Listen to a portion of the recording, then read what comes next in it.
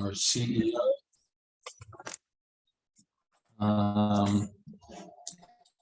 That we increase the base salary for our CEO, retroactive for 2021, from $30,000 to $32,000.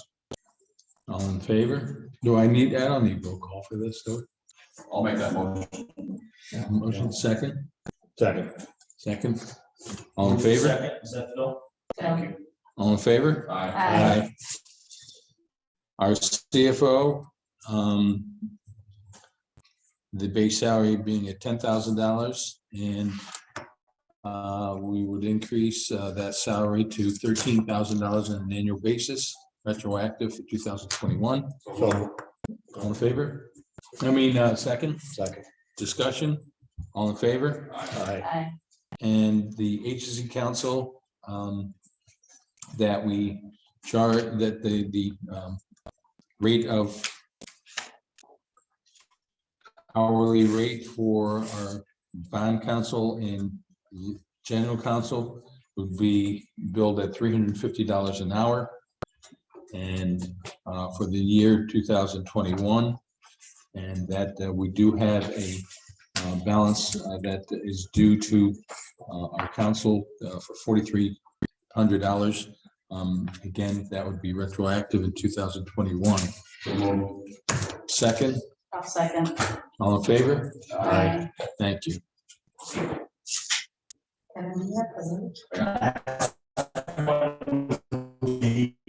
Invoice, Pardon? those are the last one with invoice per hour.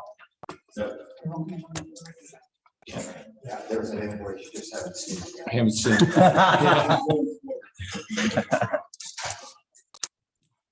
Okay, CEO report.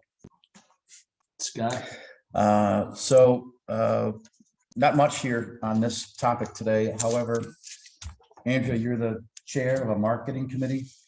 And we saw on that, right? We have our website hosting and marketing and, IT help, if you will. We run that through the partnership in the past, because the partnership is no longer in the same configuration as it used to be. We don't get that support either through that organization or with the organization that was supporting us before. So there's a company called Over It. They've given us a proposal. There's a statement of work, there's a hosting agreement, and there's a marketing agreement. To boil it down, at the end of the day, it's $750 for the year.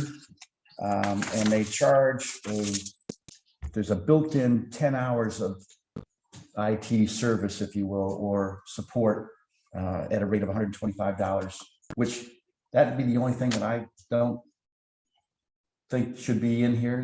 Maybe we're not going to use 10 hours worth of support. Maybe we're going to use 1, but we might use 20. But either way, if we just did it as an hourly basis, whenever they did it, that probably would be something you guys for the board to consider. So it all rolls up to $2,000 a year for everything. And I made copies for you, Andrea. I guess at this time, if the board wants to go ahead and maybe try this for a year and see if we like the support and we like the service and all that, and we don't have any issues, then we could just, make a different arrangement for a different term, if you will. But that's what we have right now. But Mike Valentine was in touch with these folks, and I also had a conversation with her last week too. So As Scott mentioned, Over It is the company that the partnership is using from the beginning. And we didn't know where we stood once the partnership sort of disappeared or whatever. But I've been talking with the woman here, and they're still carrying us. We have it in the building. That's why we're eager to get into a contractual thing with the IDA versus what they have in the partnership. The business review a number of weeks ago listed about 20 of the top companies in the capital district offering services like this, and you guys are listed at number 3. Were you paying the partnership for this service? No, we did not. They offered the beginning of it, but we did have we had one check. they billed us directly, but It was through the partnership's account with them at the time. So it's this same company that when it was built in partnership? Correct. Because And we had, just at the last board meeting, last month, the board did approve for a company to take over the partnership for the rest of the year. So I don't know if that ever got communicated to this board or not. But there is somebody actually at the helm leading it right now, the partnership. So I don't care with the board, I'm perfectly comfortable with whatever the board decides, but just so you know, there is now somebody back leading the partnership. It's a private company that the board of supervisors, retained to do it for this year, the remainder of this year, and then. I think this would just make us self-sufficient and there's no additional cost. So, we can just take out the middleman for whatever, just from a paperwork standpoint from Jeff, I think it would probably be easier. Yeah, that's gonna get us the bang for the buck. I'm fine. Yeah. I'll make the motion. Look okay there, Scott. Okay.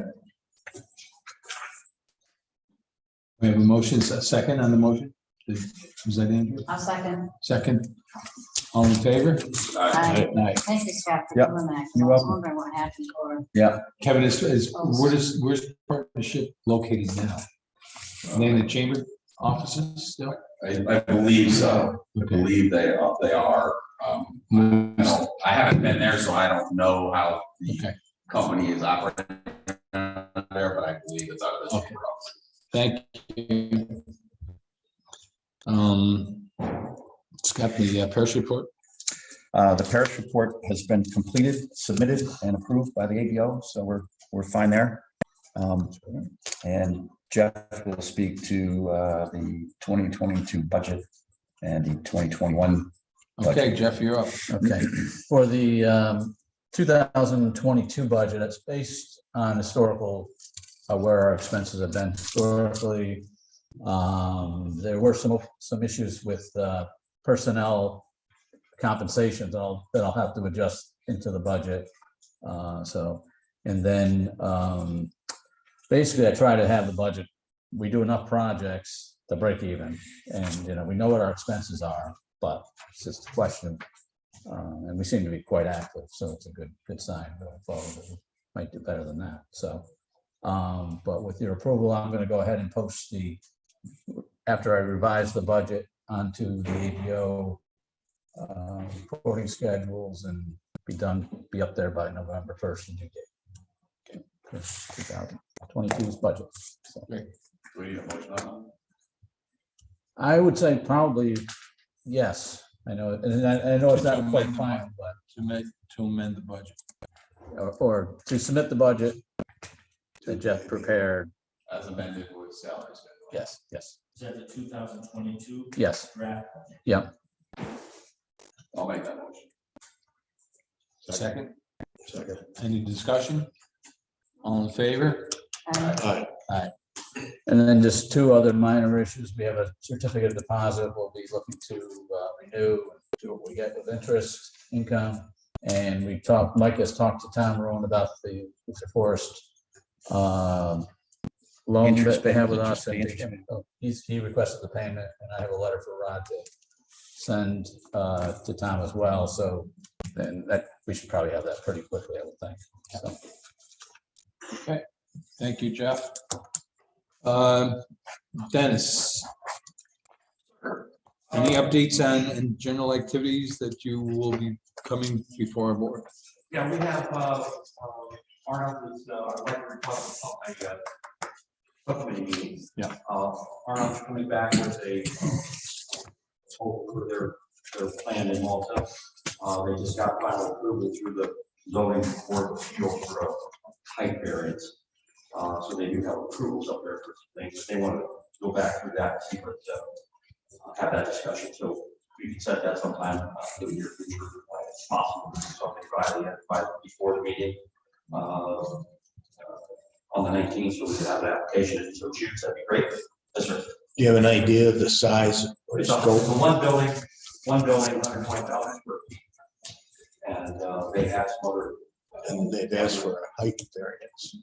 Yeah, back against the parcel, that's where they back up to. They had that light here because they did so many feet of that boundary line. And they were taken out. But other than that, we have 3 projects to work on. The biochar, which is one that's been mentioned in the paper of the grow, still going forward. DEC is still working on that. That one has changed a little bit because of material costs, and so we're waiting for that to be solidified a little bit better.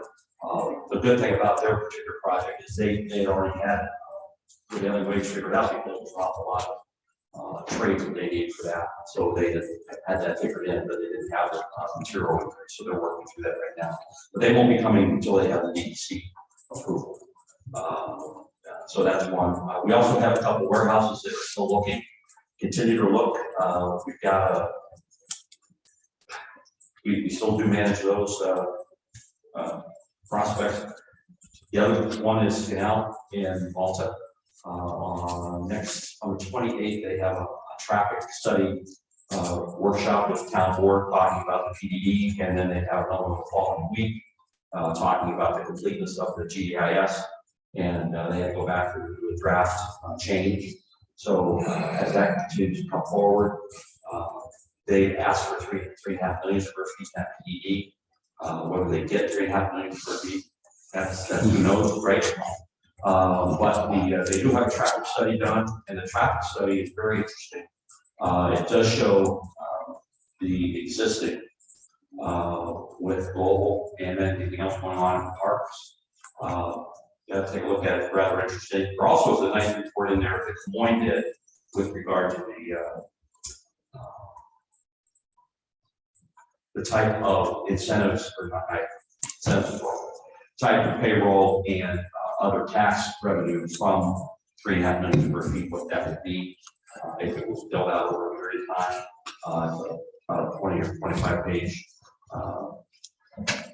pamphlet. Very nicely done. It shows about $200 million payroll. We noticed in the paper yesterday there was an article about global founders. Larry Rolson did it, and he mentioned their payroll's up to almost $400 million now. On site, which is about $70 million higher than we were aware of over the last 3 years. So they definitely increased big numbers. So, but anyways, those are the things we're working on at this point. There continues to be action because we don't handle mechanical still water in Brooklyn Park. We still have a few projects, Brooklyn Park and another one in Canfield that we're working on as well. So. And just for your knowledge, there has been some interest in a data mining,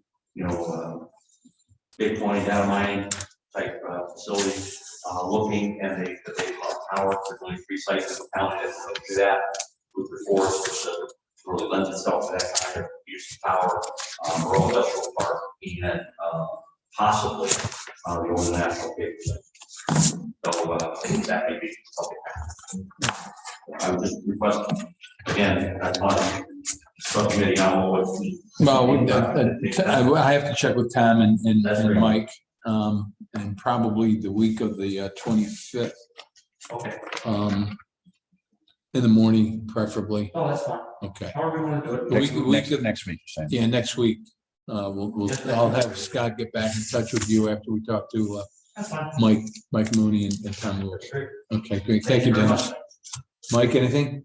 No, the only thing is I left you a copy of my working chart there as far as pilot agreement for building school tax. Set up in a format that Jeff and Scott can use for entering repairs. Mhm.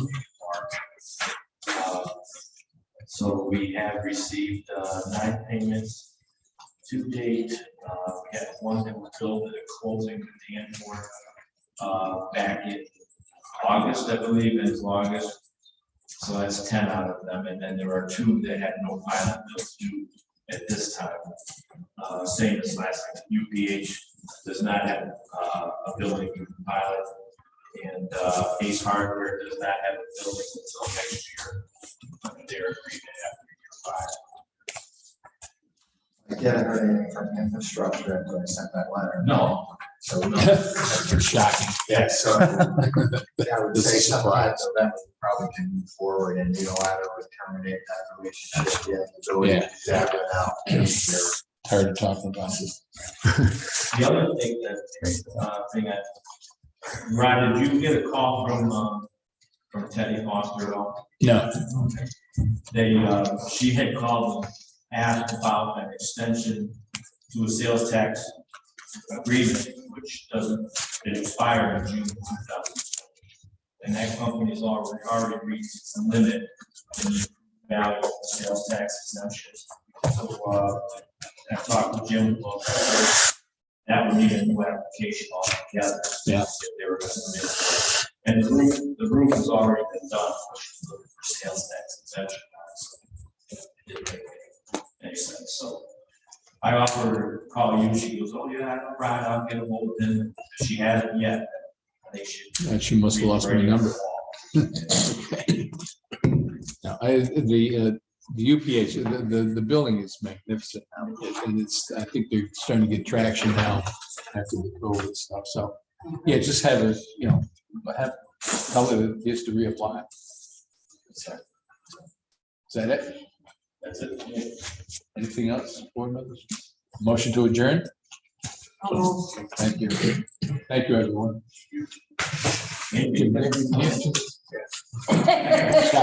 Yep. Phil?